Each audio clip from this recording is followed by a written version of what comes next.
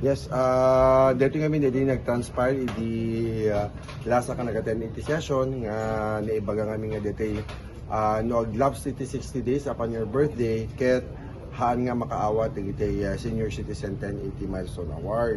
So hambit nga DJ dito intention tayo di kwa our intention before is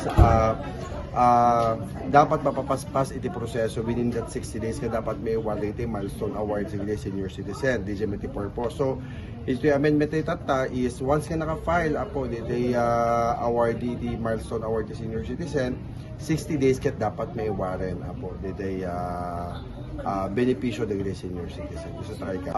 An ngamin naging clear ngamin kini ni implementation agi implement kaniya tayo from DSWD, which is I appreciate it also nga in lungalong da kanya tayo tapnon ni inyo nos tayo nga once and for all. So DJT amendment time laeng can the effective clause that tayo nga